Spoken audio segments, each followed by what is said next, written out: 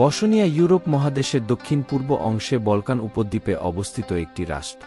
অতীতে এটি যুগোস্লাভিয়া প্রজাতন্ত্রের একটি অংশ ছিল।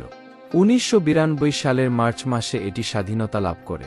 ১৪ শতকে রাজপুত্র শাসিত বসনিয়া দক্ষিণে ডিউক শাসিত হার্জেগোভিনার সাথে মিলে একটি ক্ষণস্থায়ী মধ্যযুগীয় রাজ্য গঠন করেছিল। দেশটির উত্তরে ও পশ্চিমে ক্রোয়েশিয়া এবং দক্ষিণে ও পূর্বে সার্বিয়া ও মন্টেনিগ্রো প্রজাতন্ত্র।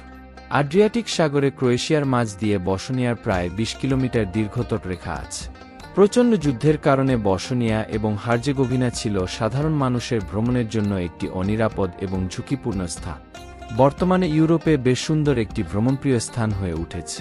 ১৯৯২ সালের এপ্রিল মাসে বসনিয়া হার্জেগোভিনার স্বাধীনতা ঘোষণা করা হয়। ১৯৯৫ সাল পর্যন্ত সার্ব আর্মি প্রায় ১ লক্ষ বসনিয়ান মুসলিমকে হত্যা করে বা ৮০% বসনিয়ান নিরীহ মুসলিমকে হত্যা করে। সার্ব আর্মি ১৯৯৩ সালের শেষ অবধি বসনিয়ার ৩/৪ দখল করে নেয়। দেশটিতে ৩৫% মানুষ বেকার রয়েছেন। স্বাধীনতার পর এটাই তাদের সবচেয়ে বড় টুর্নামেন্ট। বিশ্বকাপে গ্রুপ এফ এ বসনিয়ার প্রতিদ্বন্দ্বী আর্জেন্টিনা, ইরান ও নাইজেরিয়া। গ্রুপ পর্বের ধারাবাহিকতা বজায় রাখতে পারলে আবির্ভাবেই নকআউট পর্যায়ে পৌঁছে যেতে সমস্যা হবে না বসনিয়া।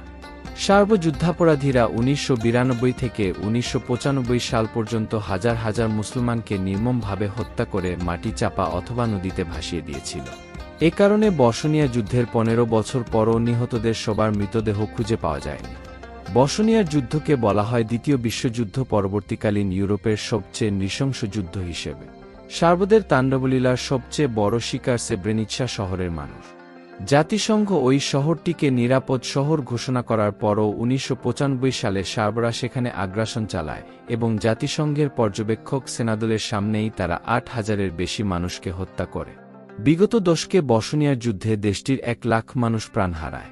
সেব্রেনিৎসার গণহত্যার জন্য এখন আন্তর্জাতিক ফৌজদারি আদালতে সাবেক সার্বনেতা রাদোভান কারাদিচের বিচার চলছে। সার্বদের ছুটি কাটানোর সবচেয়ে প্রিয় জায়গা বসনিয়া, আর অনেক বসনীয় কোম্পানির আন্তর্জাতিক বাজারজাতকরণের দায়িত্বে সার্ব কোম্পানি। এঞ্জেলিনা জোলি জাতিসংঘে বসনিয়ার শুভেচ্ছাদূত। যুদ্ধের ২০ বছর পরও বসনিয়া জুড়ে এর ক্ষতচিহ্ন এখনও স্পষ্ট। অনেক ক্ষতিগ্রস্ত, অনেক ভবন সংস্কার করা হয়েছে, কিন্তু এই যুদ্ধের ভয়ানক স্মৃতি এখনও ভুলতে পারেননি অনেক মানুষ।